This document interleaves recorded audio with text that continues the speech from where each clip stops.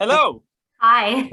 Where I am right now, I'm in Spain, and we got fantastic weather, for most of the year. Fantastic. That's so lucky. I was hoping you could indulge me just in a few introductory questions. Sure. Who did you listen to when you were growing up? Oh, wow. It's in two parts, really, I would have to say. I mean, I listened a lot to, when I was really small, I listened a lot to Michael Jackson and other kinds of more sort of soul-y pop style music. And it wasn't until I was in my early teens when I discovered, hard rock and, rock in general. And basically Iron Maiden was a huge discovery in my life. Yeah. I basically, I went to a friend's house, and his father had a huge like vinyl collection, and we were like, let's throw on a cool cover. So we just put one on, and it happened to be the first album with Iron Maiden. And after that, I was completely like, I want more of this. I don't know what this is, but whatever it is, I want more. So you actually, not only did you get to meet your idol, did you actually go on stage with them? Yes, that was completely crazy. So basically, I was a part of this like karaoke competition when I think I must have been 17 in Stockholm, and I was sneaking my way into this bar that I wasn't allowed to be in to sort of be a part of this karaoke competition. And I ended up winning. And the prize was to basically get on stage with Iron Maiden and sing along in one of their sing along sections of a song called Heaven Can Wait. And that was that was incredible. I don't think there's any footage, but I do know that a recording exists, although you can't really pick out my voice out of everyone else that I was on stage with at the time, because it wasn't just me, it was a few other, like it was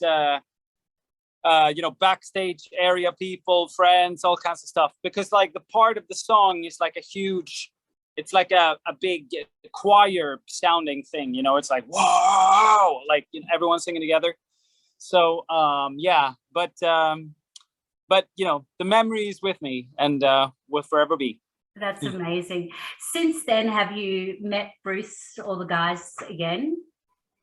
No, I have met Steve Harris on a couple of occasions.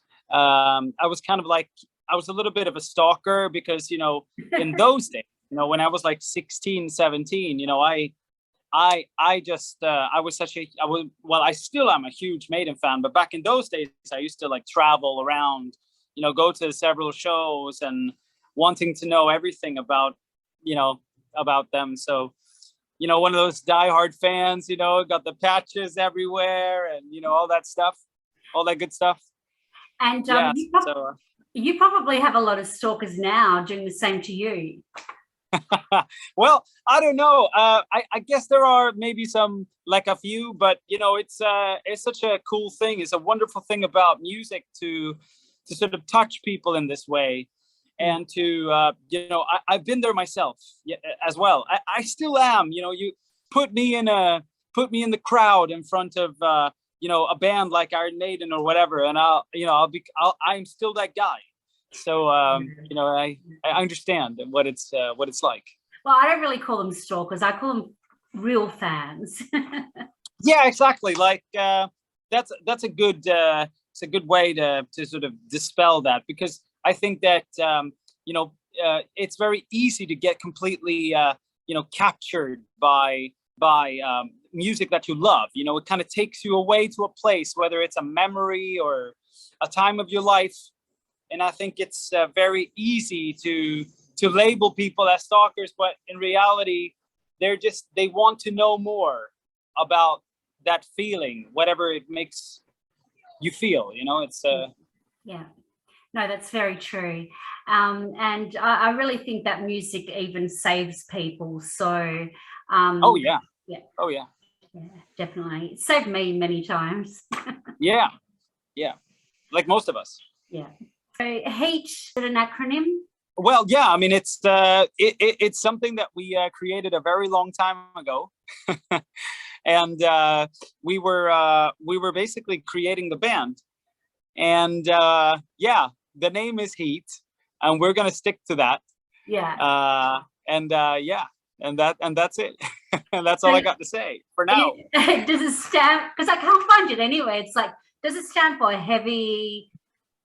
No, it's got nothing to do with heavy. No. Ooh, handsome. Well, if you want. Okay, I'll make up my own.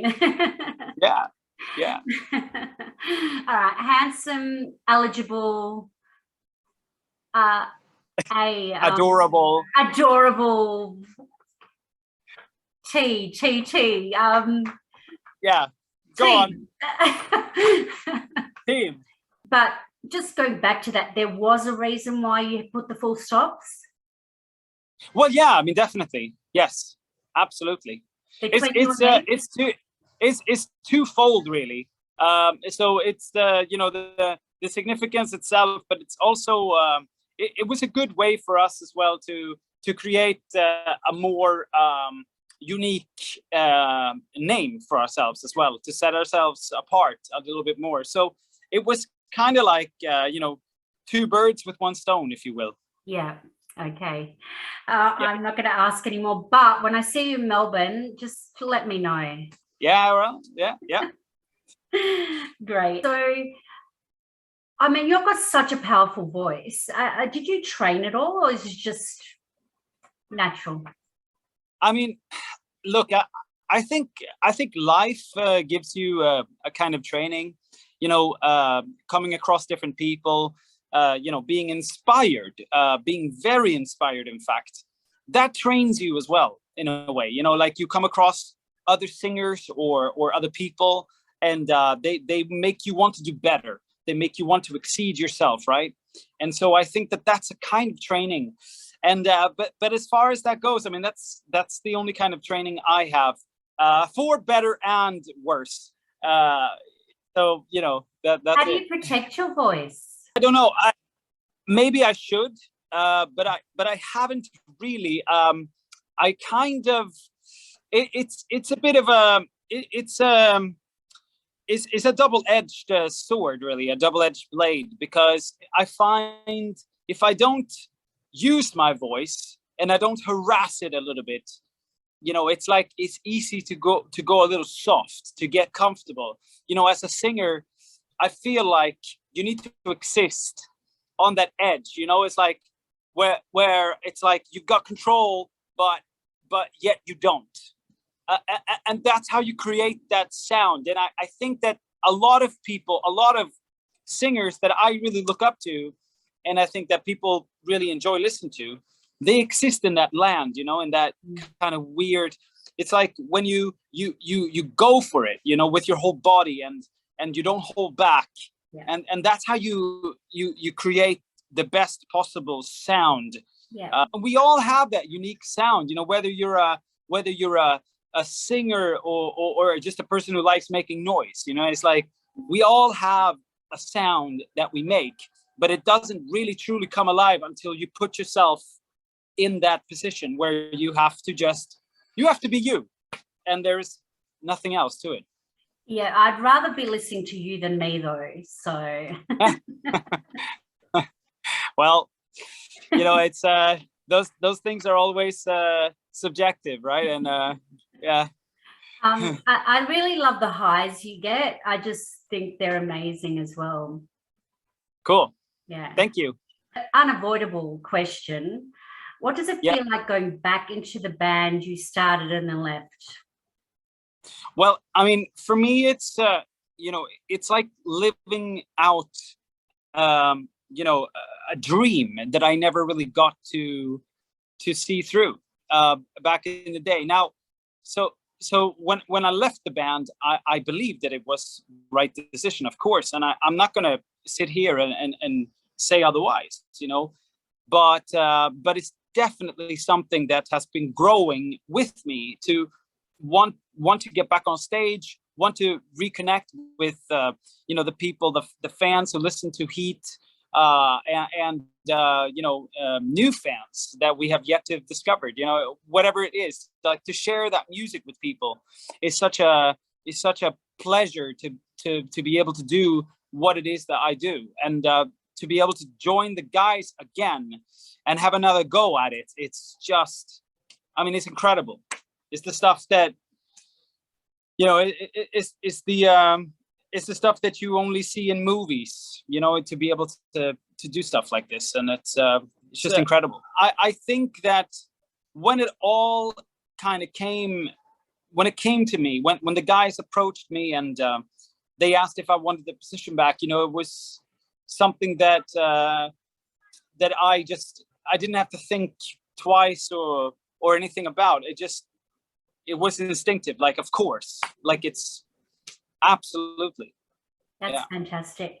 And what was it like with the recording of this album? How different was it to way back in 2008?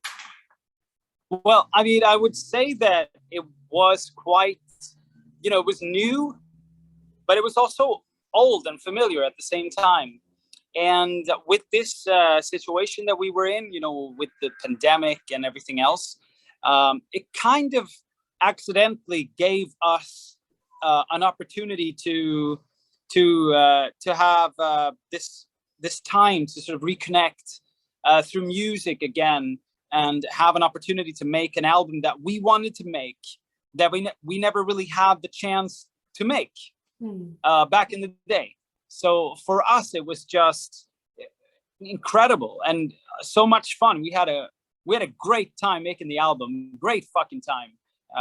Sorry for swearing, but I really have to emphasize that. It was just fantastic. And now it's out, and we couldn't be happier.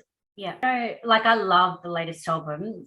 There's darkness, but then it uplifts you as well, which is great because life can be dark sometimes. Yes. Yeah. And was there any song in particular that you struggled with in the beginning or found challenging, and then in the end it became your favorite? Well, I think that every song has its challenges, right? But for me, coming back into the band, exploring, like, who am I today? What's my energy like? What does the band need? But more importantly, who am I? That was the biggest challenge, I think. And it's very hard for me to pinpoint one track or two songs. I think every song had its own unique challenge. I just wanted to do everything I could to put as much of me as I could into every track. I found that, or not just me, but the guys, they found that that's how you achieve that sound that we strive for.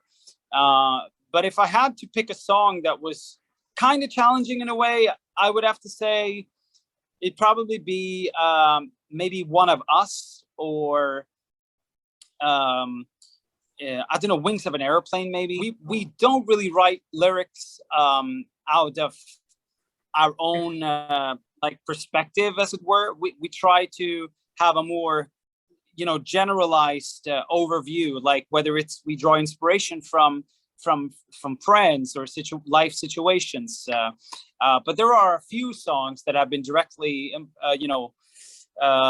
that touches on subjects or things that we have gone through as a group, either several of us together or individually.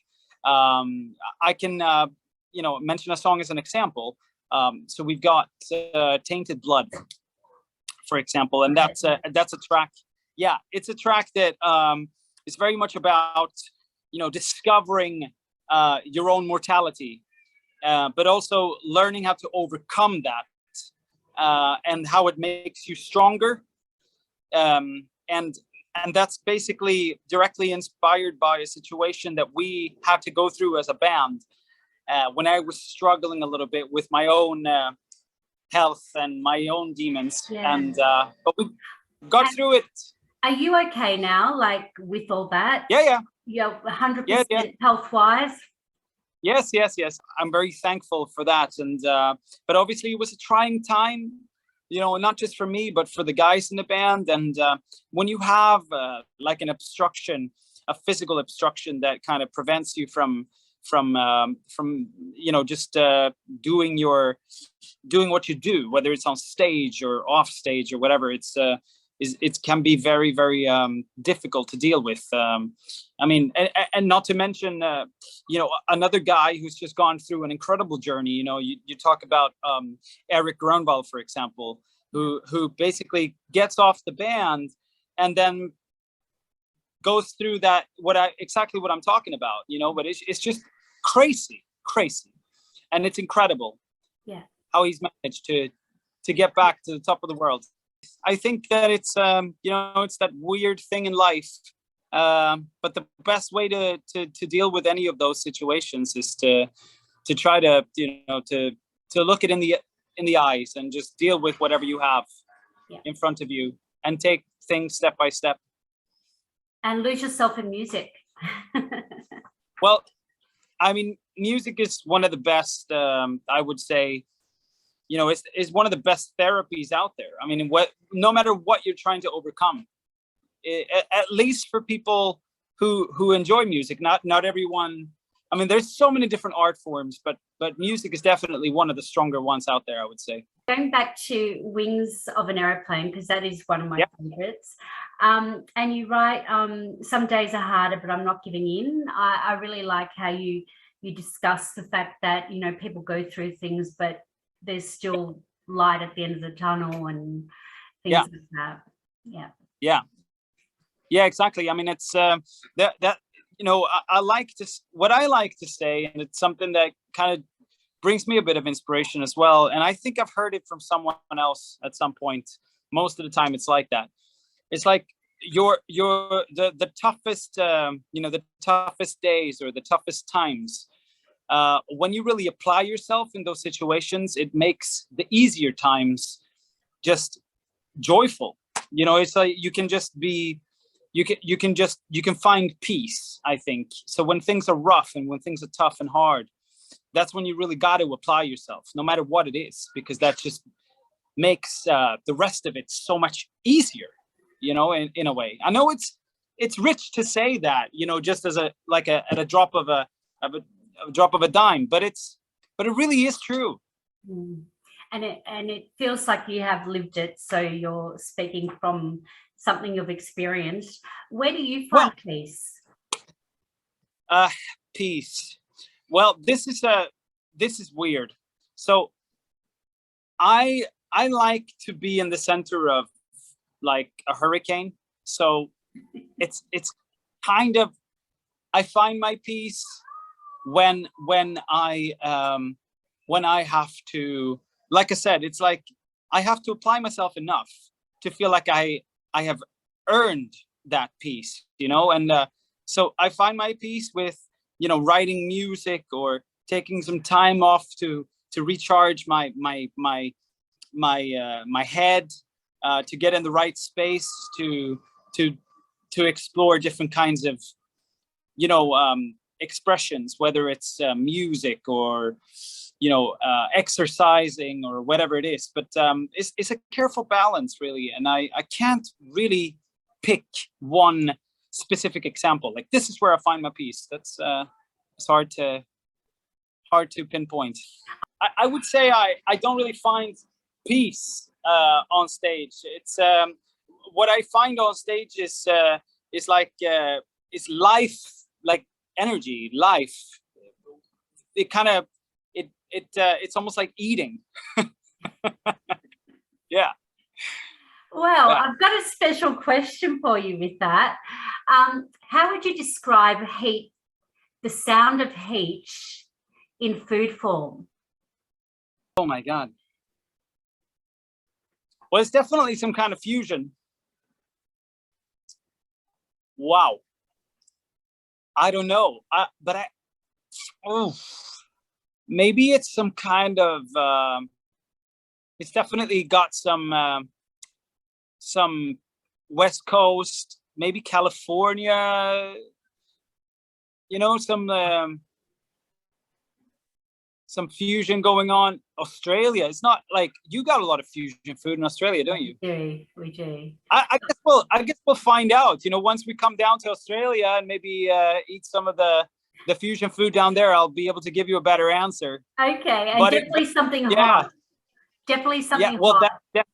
It has to be something spicy. Yeah, that's for sure. yeah, definitely. How do you feel about touring? How I feel about touring? Well, I mean, for me, it's one of those things that it just I can only speak for myself, right? But it makes everything worth it in a way. Like touring is amazing.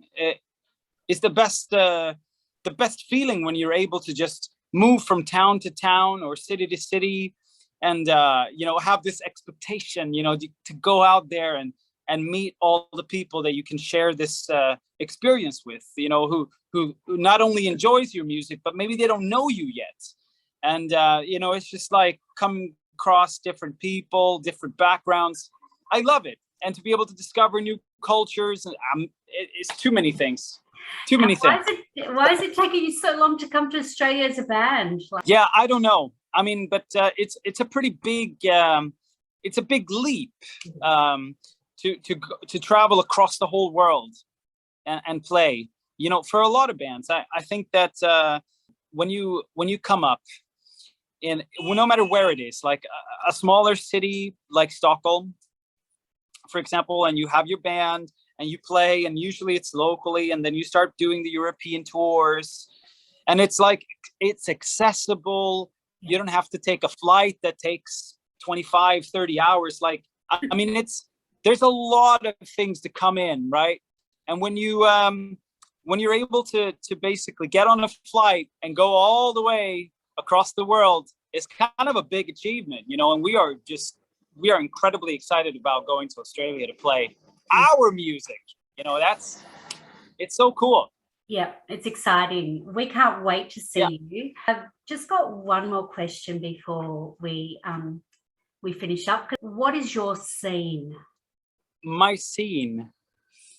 Well, my scene is to be the lead singer of H.E.A.T. That's my scene. I mean, that is my scene. Yeah.